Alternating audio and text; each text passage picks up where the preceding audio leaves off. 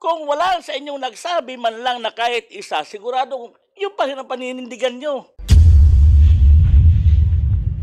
Hindi totoo yun. Kumbaga, pag dalbas mo, nabaril mo na agad yung tao. Yes or no yun? Yes, sir. Yung nakuha nyo na cartridges ay 6 according to your complaint. Example lang ito. 6, pero 3 putok lang yung nangyari. Saan nanggaling yung 3 cartridges? Sino nagay ng baril dun sa bridge kasama yung Shabu? Michi, sir. Si Michi. And even yung by baril si Brian, hindi totoo. Wala yung 38 di ba? Yes, sir. So, siguro, Sergeant Magararig, you have the floor.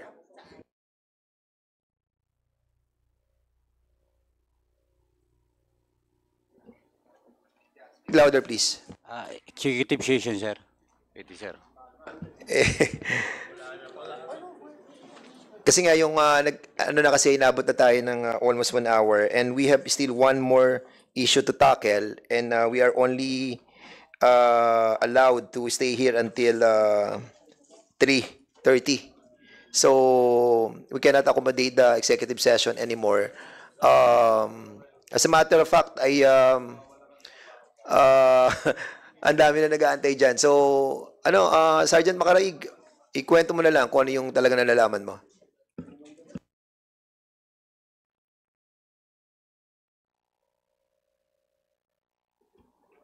Sa executive session lang po sana po, Your Honor.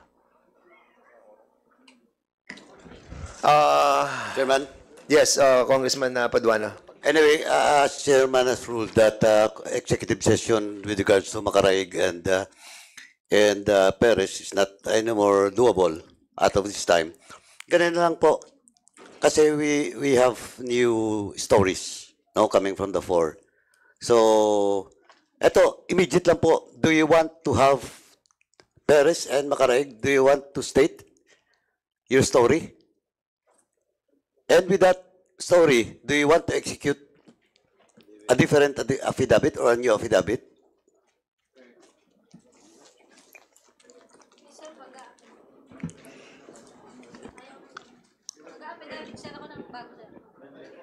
Speak louder, Sergeant Michi Perez. Go ahead.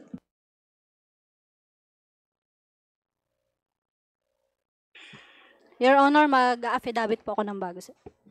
So mag-affidavit ka ng bagong magsasabi ka ng panibagong affidavit. And why? Anong mali sa ginawa ninyo? Anong mali sa ginawa ninyo, Michi? Sir, dun sa lapses, sir, namin sa operation. Ano yung mga lapses? Sir, sa statement, pre-ops, coordination, sir. So in other words, yung pag bigay mo ng pera at yung nakuha mong basura, hindi totoo yun. Kumbaga, pag dalbas mo, nabaril mo na agad yung tao. Sir, pwedeng sa affidavit ko na lang, sir. Hindi, tinatanong lang naman kita. Yes or no yun? Kasi you're trying to get our concurrence doon sa affidavit na babaguhin mo So basically, you have to answer us back. Is it part nung tinatanong namin that hindi nangyari yung pagbili mo ng droga? Yes or no lang yun? Yes, sir. So hindi totoo yun? Yes, sir. And even yung by baril si Brian, hindi totoo. Wala yung 38 di ba? Yes, sir. Okay, yes. And even the car. So even the car, yung meron talagang red na car. Meron po, sir. Maroon, di ba? Meron na rin. Okay. So in other words, okay, executive session pa rin ang hinihingi mo, Sergeant Macaraig. Are you going to stick with the executive session or are you going to tell us something? Affidavit na lang po, Your Honor. Affidavit na lang. And why, if I may ask? Meron ba diyang ibang masasabi ka na madadamay ng mga mas mataas sa'yo? Meron bang ganun? Wala naman po siguro, Your Honor. O wala, siguro? Ha? Wala naman po, Your Honor. Hindi ka sigurado? Ano, Sergeant Makaraig? Yes, sir. So meron din pulang sasakyan? Yes, sir. At walang nangyaring buy bust? Yes or no? Yes. Walang nangyaring buy bust.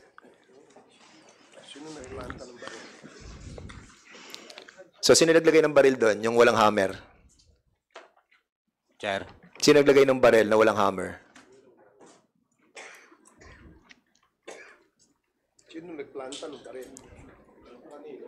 Sino naglagay ng baril doon sa bridge kasama yung shabu? Ikaw o si Michi? Michi, sir. Si Michi. Okay, so members, yung chief of Chairman. police, para malaman natin kung kasi meron ka rin affidavit dito, Colonel. Di ba? Yes, Your Honor. So, what do you plan to do? Are you going to stick with your affidavit? Your Honor, ang basis lang na po ng affidavit ko, Your Honor, yung reports nila na dumating sa akin. Kasi wala naman po ako sa mismong actual na operation. But you have the command responsibility. Yes, Your Honor. Di ba? You relied on the veracity of the report of your people. Yes, Your Honor. Sige, go ahead, Congressman Tebes. Tanong ko lang kay Makaraig sa kay Perez. Mag-execute kayo ngayon ng bagong affidavit, di ba tama? Makinig ka, Makaraig. Di ba sabi nyo mag-execute kayo ng bagong affidavit? Yes, sir. Dahil meron kayong ginawa ng una. Yes, sir. At narinig ko rin sa sinabi ni Colonel na yung bagong affidavit ninyo na-execute, yun na naman ang susundan ng bago niyang affidavit na gagawin. Ang tanong, tulad ng sinasabi ko kanina, tinatanong ko kanina, hindi masagot. From the beginning, Mr. Chair, yung mga ginawa nilang affidavit ay puro kasinunggalingan. Dahil mag-execute sila ng panibagong affidavit.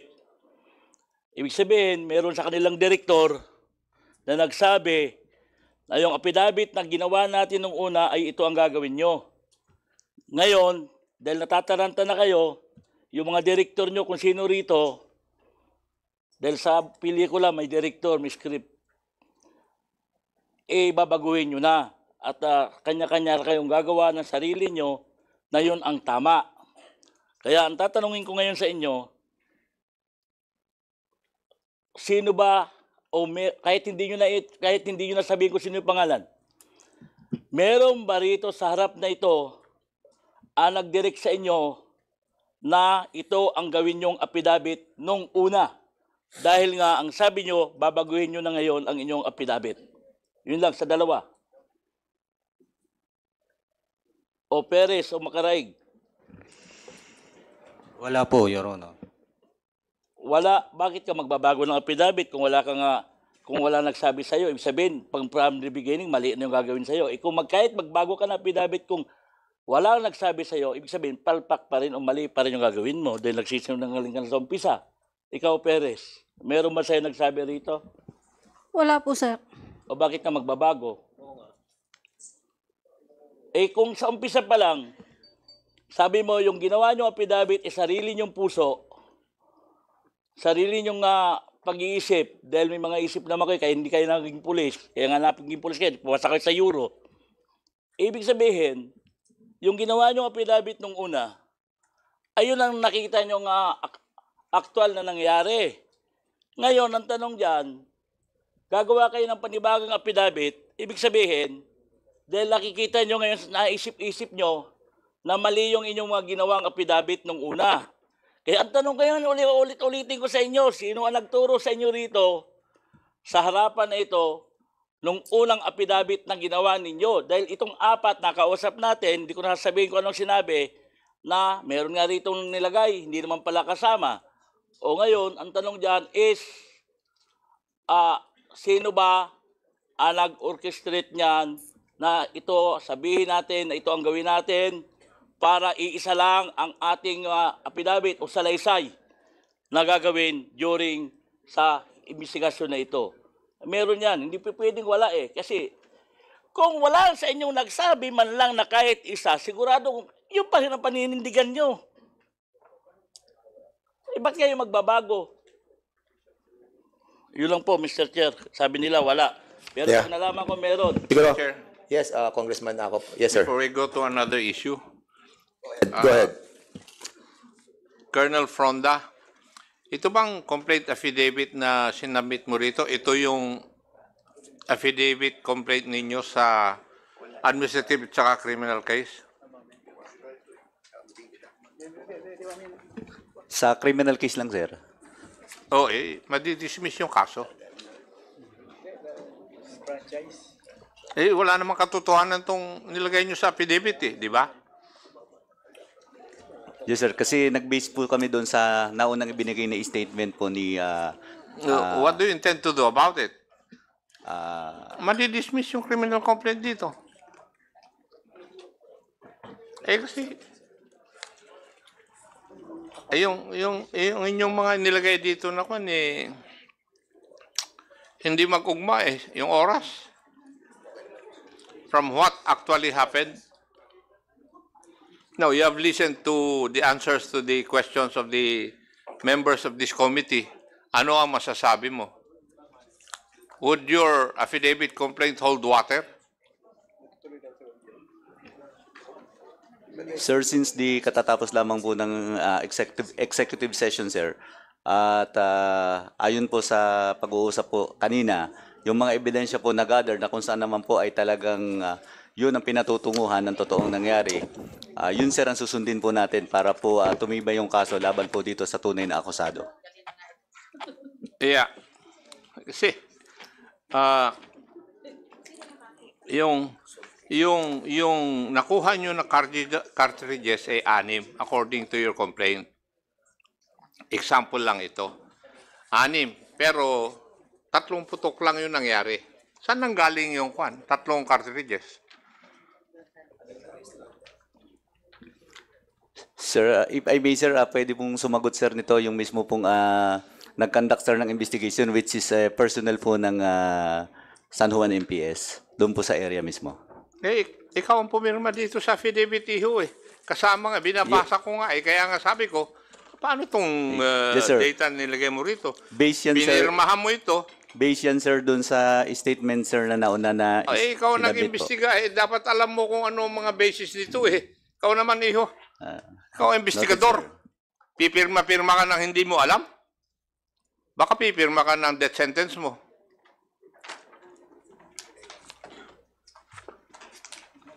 Kita-kita. Magmula pa nung first hearing, 3 putok lang yon. And now you have 6 cartridges. Why?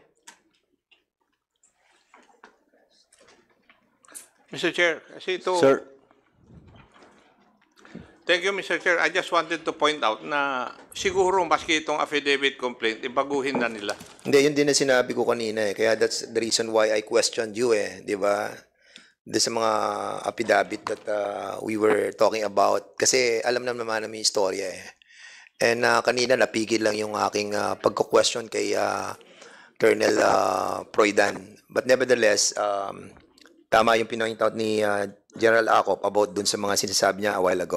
Andiyan ka ba, Mario? Mario, can you kindly state your name, your position, or sino ka at ano nangyari, please? Magandang hapon po sa inyong lahat. Ako po si Ginoong Mario Adan, taga San Juan, Batangas. Ito pong sasabihin ko sa inyo, isa din yung pangyayari na basta na lang ang pinatay yung aking pamangkin na sa akin lumaki. Ito ay wala naman nung kadahilan kung bakit binaril na lamang. May concerned citizen ako, ito ay nangyayari sa Barangay Pulyok, San Isidro, Quezon. taong 2016, August 25. Halos 8 taon na ho.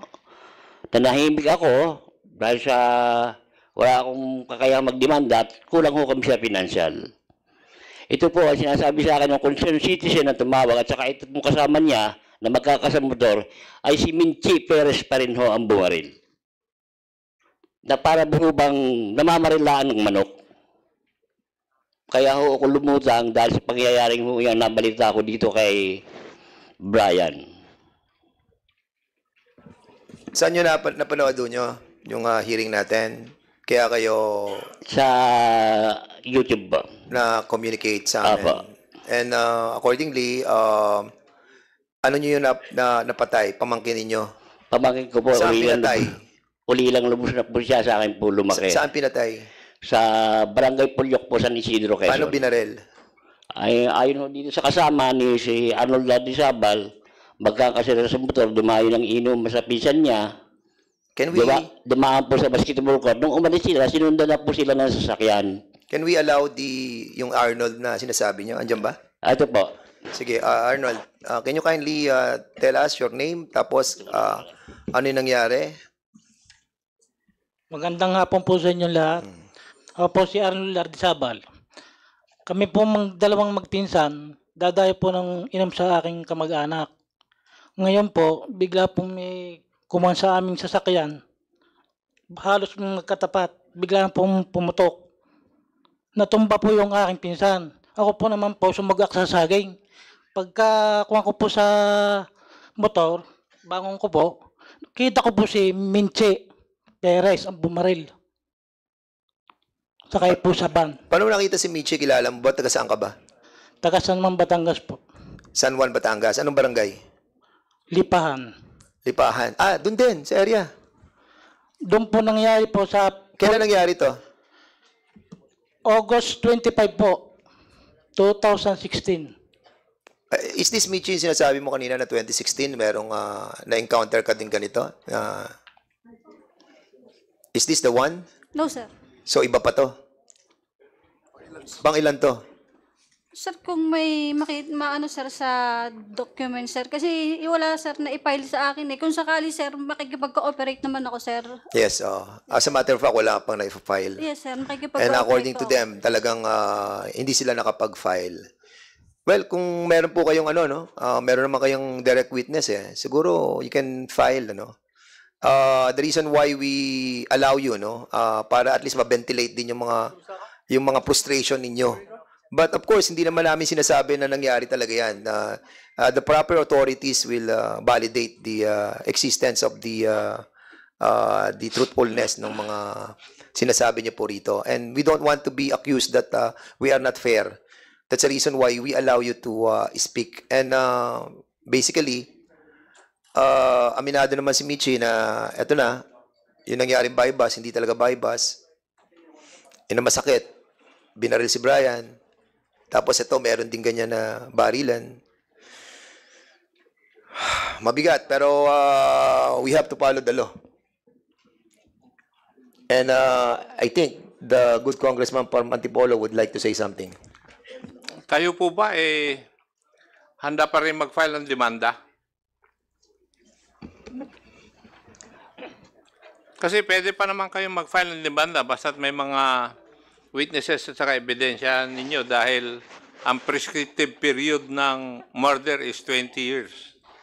So, pwede pa kayo mag-file ng kaso. Magpapal po kami ng kaso para lang sa magkaroon ng katarungan ng pagkamatay ng aking pamangkin. Bago ko po napalaki, taon. Babarilan na lang po ng ganun yan. Lumapit po kayo sa pulis at doon sa provincial commander ng saan nangyari? Sa Quezon po. Candelaria. I think the RD of Region 4A will take cognizance of that. Ano po? Kaya ihanda ninyo yung inyong mga testigo, mga ebidensya. Ano po? Sige po, salamat po.